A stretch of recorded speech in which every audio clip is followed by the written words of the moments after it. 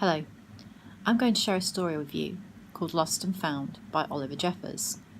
This is a really lovely story about a boy and a penguin. One day the penguin turns up on the boy's doorstep and he thinks it's lost, but he tries to help the penguin to get back to the South Pole. However, he soon begins to realise that the penguin is his best friend and he doesn't want to lose him. It's a fantastic story about friendship. One of the reasons I love this story is because it's one of Erwin's favourites and we really enjoy reading it together. I hope you enjoy hearing it.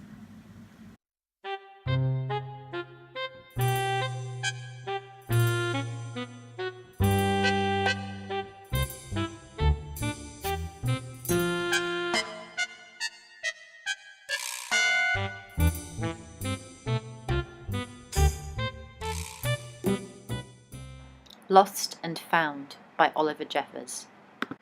Once there was a boy, and one day he found a penguin at his door. The boy didn't know where it had come from, but it began to follow him everywhere. The penguin looked sad, and the boy thought it must be lost. So the boy decided to help the penguin find its way home. He checked in the Lost and Found office, but no one was missing a penguin.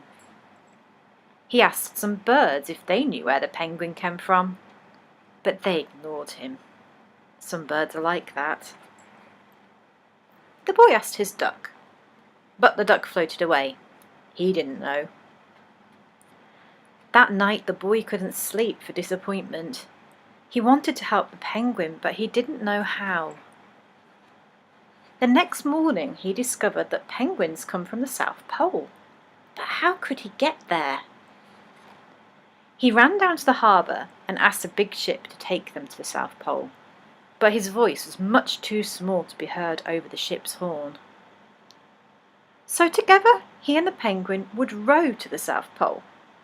The boy took his rowboat out of the cupboard and they tested it for size and strength. They packed everything they would need, and together they pushed the rowboat out to sea. They rowed south for many days and nights, with the boy telling stories all the way. The penguin listened to everything that the boy said.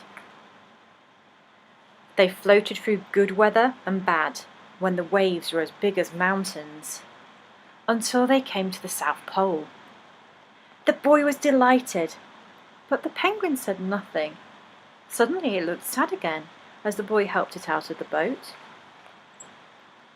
The boy said goodbye and floated away, but as he looked back, the penguin looked sadder than ever. It felt strange to be on his own, and the more he thought, the more he realised he was making a big mistake. The penguin wasn't lost, he was just lonely. Quickly, he turned the boat around and headed back to the South Pole as fast as he could. At last he reached the pole again, but where was the penguin? The boy searched and searched, but he was nowhere to be found. Sadly, the boy set off for home. There was no point telling stories, because there was no one to listen except the wind and the waves. But then the boy saw something in the water ahead of him.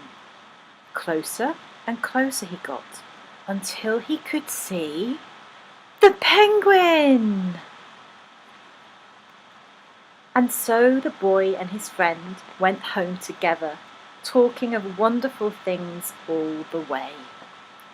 The